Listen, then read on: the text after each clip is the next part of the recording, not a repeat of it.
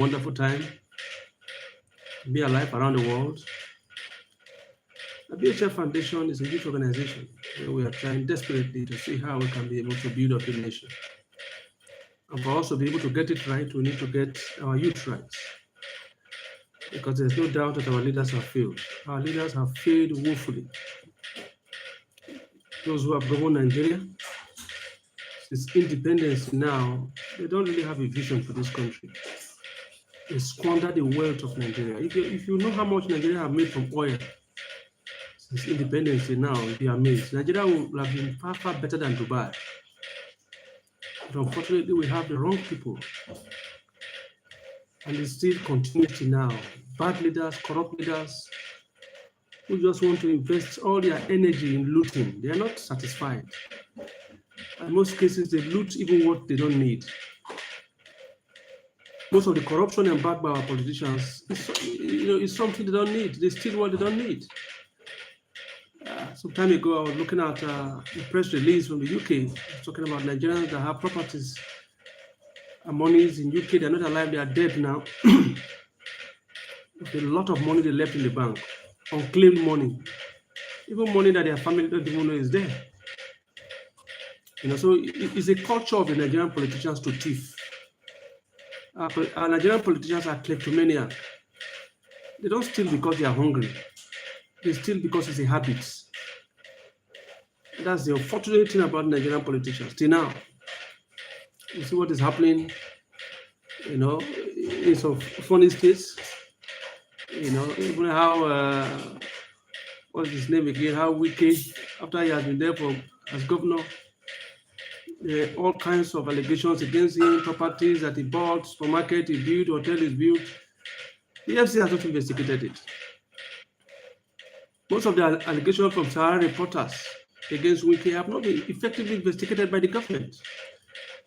We've seen all kinds of things online, fed by Wike, exposing the government and telling people how you rig the government to power. So as far as he's concerned, he believes that he has sufficient evidence to hold the government accountable. So it's obvious that they are scared. When you look at the Sheikh Gumi issue, when you look at the Wike issue, you begin to ask yourself, what is the government scared about these two people? Because Wike is not the only governor that have been from Rivers State now. Well, there's no delay. No delay is there. Amici is there. But Wike is taking the Rivers State as his own personal property. He has structure. How structure? Human beings are your structure. Is it the structure that rig election? The structure that help you to rig election? And most of these things you are saying are product of rigging. That's why if we have an effective election, which structure are you talking about? We want an election, not structure of rigging.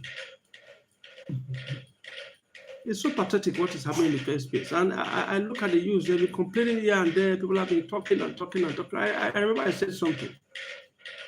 One of my posts, I said, when I look at what is happening in Iran now, I get worried. And the reason why I get worried is that social media, we are seeing what is happening around the world. And if our politicians are not careful, they may turn Nigeria to another Iran. Because people have been so bastardized economically. Most Nigerians don't have anything to lose anymore because this government, especially the APC government generally, not necessarily just only Asiwaju, it's a policy of the APC government right from the time of Buhari to make Nigeria poor. That's their policy, that's their ideology. They believe the poorer Nigeria is, the more they can be able to control them. More they can be able to control them. So it's quite pathetic. Because the APC have brought misery, pain, sadness, sorrow to the Nigerian state. There's nothing at all. There's no one good thing that Nigerians have benefited from the APC. Not one. And that's why we say, we pray that they're able to fix it. You see, getting a governor to your side, it will get to a stage where it will not work anymore. Because the governor and his people have just one vote each. The majority of the people are the ones that have the vote. And the day Nigerians are ready, and they say they want their vote to count, that day to count. That day to count. The only thing I believe so much that the government is trying to protect and take care of is the judiciary and INEC. The judiciary and INEC, yes, they are the ones that have been taken care of. That's why they build houses for judges, they do this, they do this. You know, why the people are suffering? Because the people, as far as they are concerned, the people does not matter. I remember I said in one of our last broadcasts, I said you'll be surprised that the result for 2027 election have been written down, just waiting for announcements. Because the vote of the people does not count. But to come to a stage where the vote of the people will count. And that's where we are bringing to now. Because suffering has opened the eyes of the people.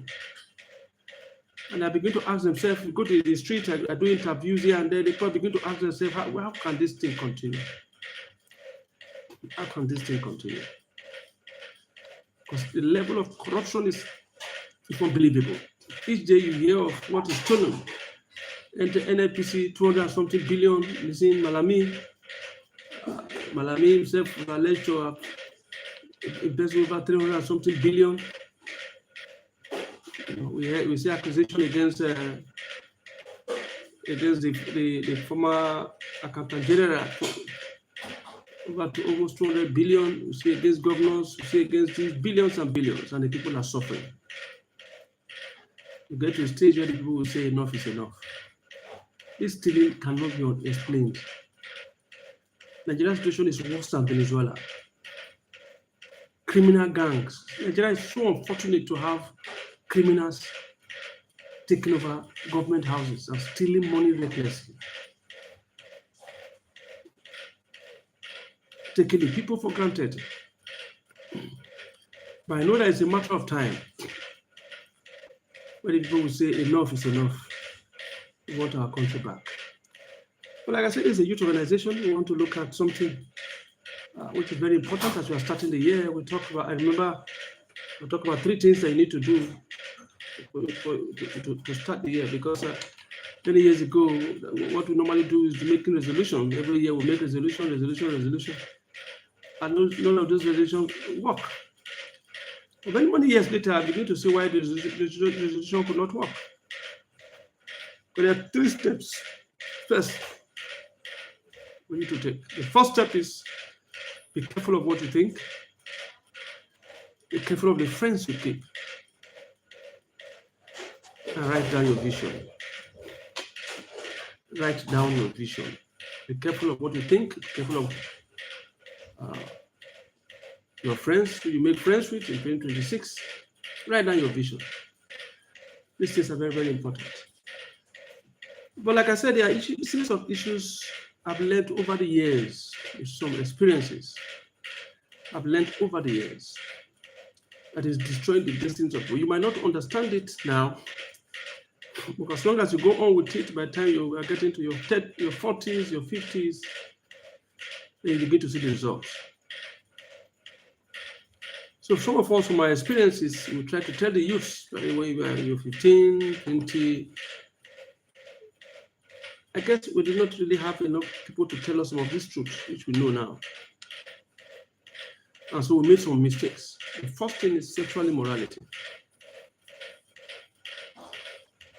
Sexual immorality is very dangerous.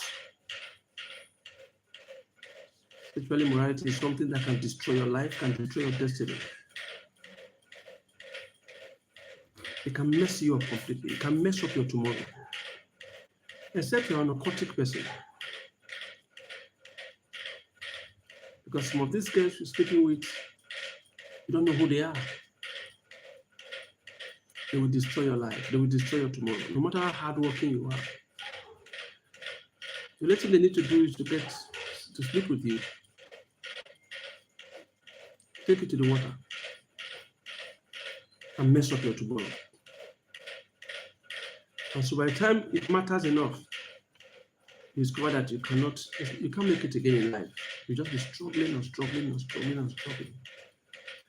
Because you have a sexual encounter with the wrong person. I remember I said something some time ago, something that happened to me some time ago, if you can remember, when I was in school. girl that I slept with. I woke me up around 2 o'clock in the night and was telling me that she's a fish from the water. A fish from the water. And that there are caught groups in the water. If you sleep with them, they take your destiny, and you will never become anything in life. Your destiny will be destroyed. So when you see all the story of these pastors on social media sleeping with people, it's because they are aquatic. I've said it before, but I'm saying it again for emphasis. Most of these pastors that are doing these things, it's not as if they just love sex like that. No, they are doing it for a purpose. They are doing it for church growth. So these aquatic pastors, they use women to increase their power, to increase their growth in church. I'm saying some of these things to help these people, because some of these ladies involved, their life have been destroyed. They don't know that the pastors have destroyed their life. This is what I have sex with them. I destroyed their life. I won't call the name of the pastor, but there's a lady who I'm speaking and praying with now that told me the name of one of the big pastors, very, very big pastors, making so much noise that immediately, since she started sleeping with the pastor, everything about her life was destroyed. In fact, she cannot even get married again because she has been used already. And so, run away from sexual immorality. Run away from that. Now, sexual immorality is in different types. What we are going to emphasize tomorrow, major to emphasize tomorrow, is sexual immorality with married women. And the first one we want to emphasize, having sexual immorality with married women. The Bible says you'll be turned to a loaf of bread. Your life will be messed up. I'm speaking to all these things because these are things we've seen, our eyes have seen, our hands have touched, and we know there are many. As a young man in Lagos, I know what I'm talking about. Married men. I've been tempted many times by married men, married women, to sleep with them. Tempted many times. I refused. Not just because I was a Christian, but because I was coming from that background and I know the consequences. Begging God for mercy, and I don't want to fall into the same mistakes that I did when I was young. These women that are sleeping, married women that are sleeping with you, they are bringing curses to your life. What would they give to you? They are exchanging your tomorrow for the sex of today. The Bible rightly described it and says, these people are people already who have messed up their life, messed up their destiny. So I want to advise you to run away from married women. Run away from them. They call you, they are making different attempts. A young man came to see me that time, I was terribly sick. And when we were talking, before we prayed, I said, no, I'm going to pray with you. What happened? And they told me I'm sleeping with a married woman. They stay in the same street. This Okada guy drives Okada. In the process of carrying the woman from Okada, that's why the woman was able to talk to him. And all the rest started sleeping with the woman. The husband goes to work. He's making the sleep with her before he goes to drive Okada. And all of a sudden, he contracted a strange sickness. He told me he has gone to everywhere for prayer and the sickness is getting worse. And so when he came to me, I told him, I'm not going to pray for you. Tell me what you have done. That's when he told me he was sleeping with somebody's wife. I told him, say, no, it's bad. Stop it. He stopped it. I pray that God will have mercy on him and God will heal him.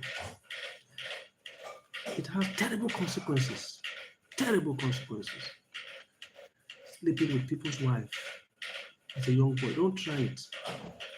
Whatever peanut you have today, it cannot be compared to how your life will look like tomorrow. The greatness of your tomorrow is what is being exchanged for today. God has created you great. Please don't try to be small. You are born great. Refuse to be small. The offspring of the elephant will always be great. No matter the attack on the offspring of the elephant, it will always be great. Because greatness is in its gene. As I'm seriously warning you, you have greatness in your gene. when you are connected to God. Run away from things that will bring you down. No matter the suffering of today, hang on. Joy comes in the morning. But don't mortgage your tomorrow by having sex with somebody's wife today.